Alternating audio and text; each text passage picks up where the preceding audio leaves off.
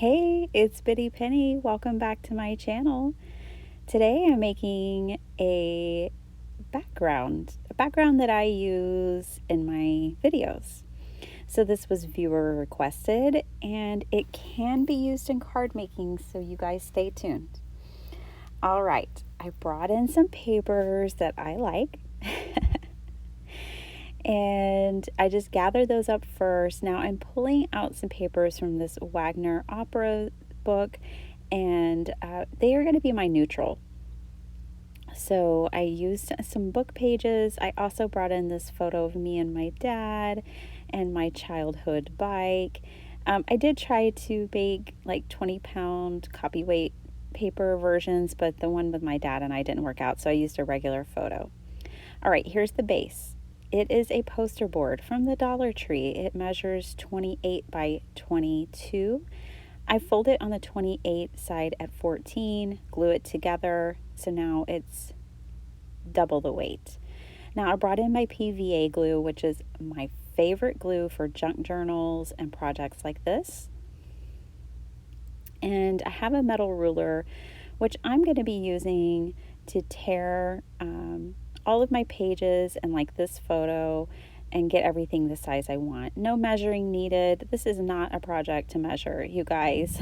Like, there's no measuring required. You can use your scraps for this. Some of these papers were scraps. I just had little pieces left over, and then others were just really pretty 12 by 12 sheets that I liked, that I thought I would like to see over and over again. Now, in this stage, I am just tearing these to any size. I want multiples because I want to be able to spread them out, mix them up, and everything feel cohesive.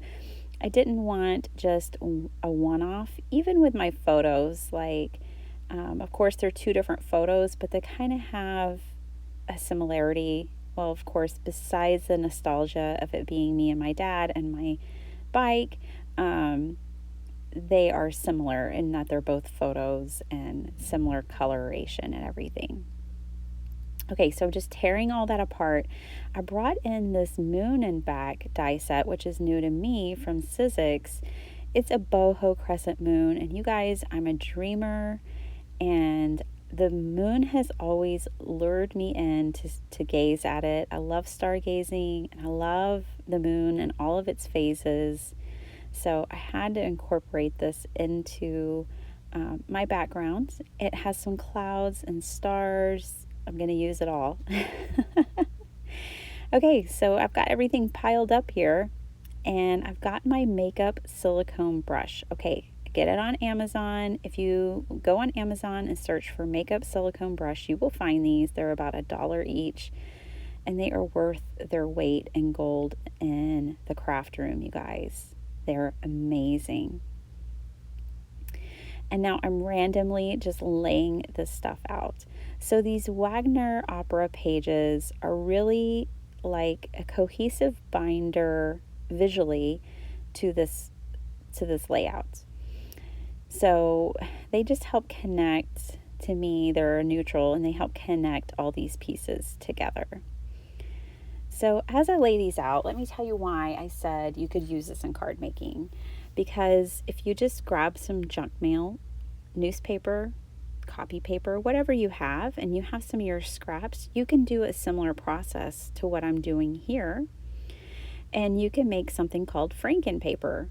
So this essentially is just a really huge piece of Franken paper. Franken paper is something that I'm borrowing from the junk journal community.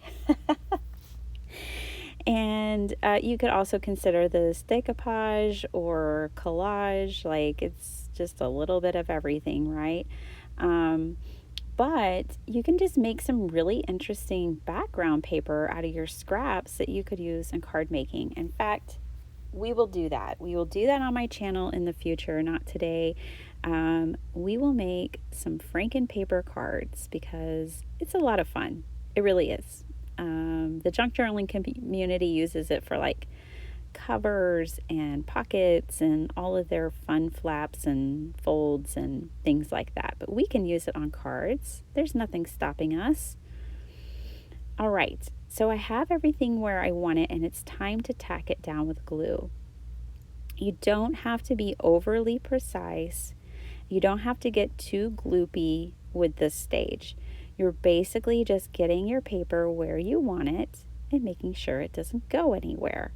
There's 2 more layers of glue coming before we're done with this, and so you have plenty of stickiness just ahead. All right, so I'm just getting everything where I want it.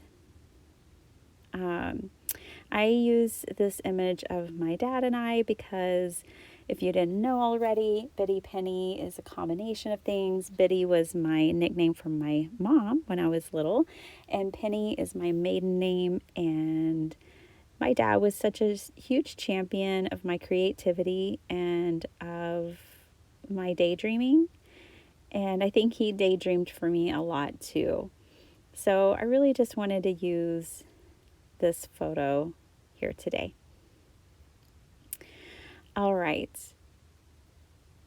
More of the same. I've just got to get all this stuff down. I'm only moving a few sheets at a time because I didn't want to lose everything, and I knew I wouldn't get it back exactly where I wanted it anyways, even just moving a couple of pieces, much less if I moved everything off. Like sometimes in card making, people suggest you take a picture and then you can put your card back together the way you had it. Well, with a project this big, that wasn't going to work for me. Now you'll notice some of these things have a lot of contrast. So this rose paper has a lot of contrast, the photo of my dad and I, my childhood bike, and that's okay. It's okay because of the process. So trust the process. If you want to add in some darker elements like I did, you can make it work, but you still want something neutral.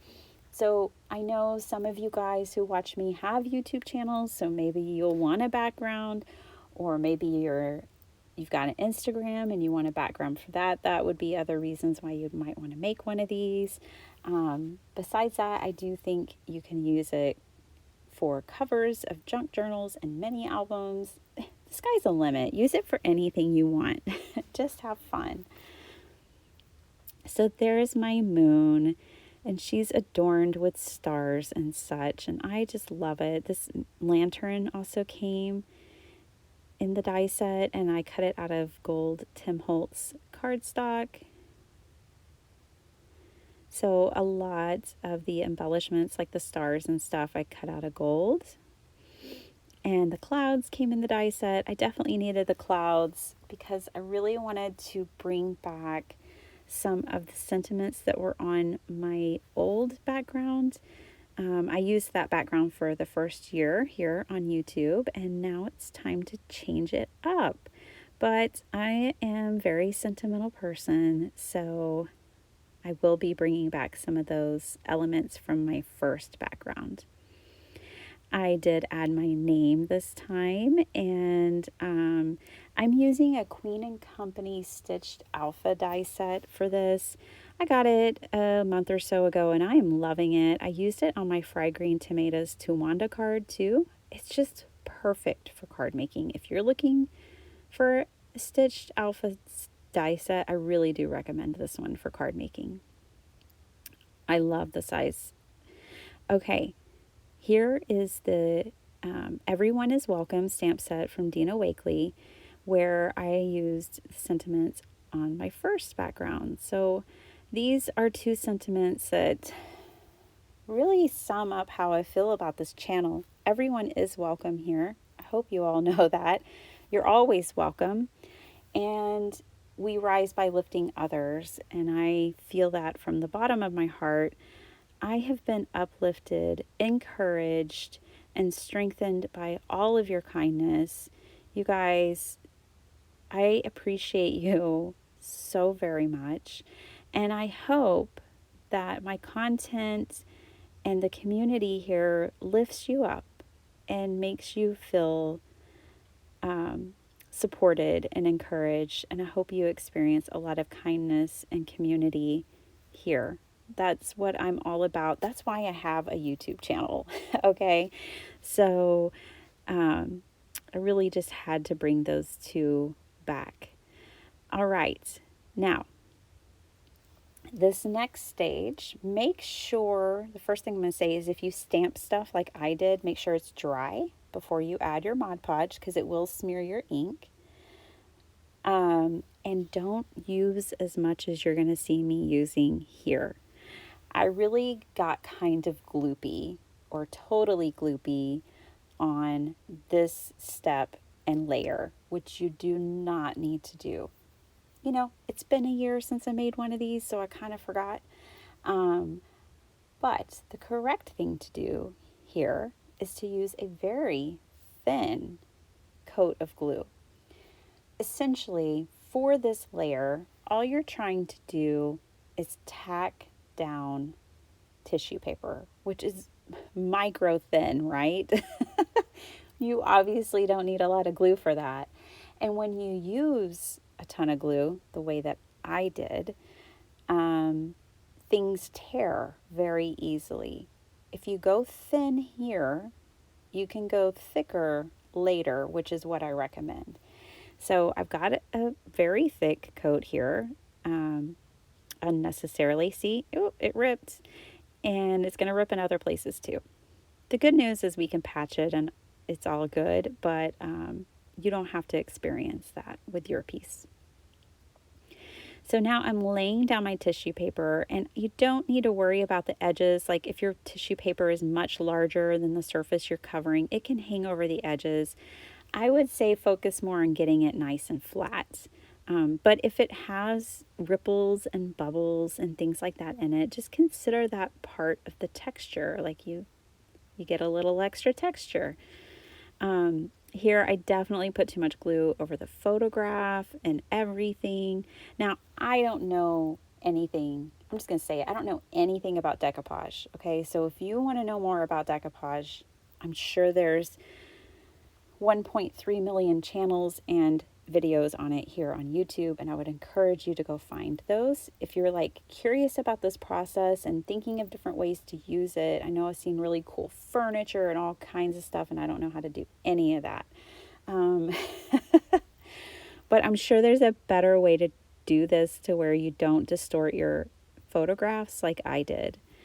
I just want to get that out there because I don't want you to be frustrated later. All right, so I ran out of tissue paper here. So I know I'm going to need more tissue paper to cover up that last strip, which just happens to be over a photograph. And see, I just tore that too right over the lantern. Yeah, too much glue. Anyways, so I had to add another piece there, and then I had to do some patchwork. So my dad's face is definitely veiled by paper here, and in the final project, you can't see his face very well. I didn't let it discourage me or upset me because my father is in heaven. And so he's on the other side of the veil. So he's veiled by paper, and that's okay for me. But again, that's why I have like a disclaimer of like, I don't know what I'm doing. So just take that into account. But this is brilliant for patterned paper. It works great for like the patterned paper, and it would work great for like napkins and the book pages and die cuts, everything else. But I just can't tell you that I know what I'm doing when it comes to the photographs. But I went with it. I kept it. You know, one of my favorite things that has come to me from card making is that I press on. I've done so many different types of art in the past. So I've done ceramics and pottery for years and years and years, painting, acrylic painting mostly, some oil painting, collage work. I did a lot of detailed collage work for years, entered it in art shows, jewelry making. So like I have dabbled in so many different art forms, and card making has taught me to stick through things. Okay, so here everything is dry. I forgot to tell y'all, I put another coat on top once that tissue paper with the undercoat of glue dried. Then I put another good thick coat of paint or of Mod Podge on top to seal it. I think that's important because then I can wipe it down with a baby wipe if it gets ink on it or something like that. But essentially that's it. I'm going to trim off the edges and I have a new background for my channel, which you guys have already been seeing. All right, I just wanted to say thank you. I feel very thankful and blessed for each of you. I wouldn't even need this background if you weren't watching my channel. So thank you, thank you, thank you. I hope you enjoyed this. Give it a shot. I'll see you next time. Bye.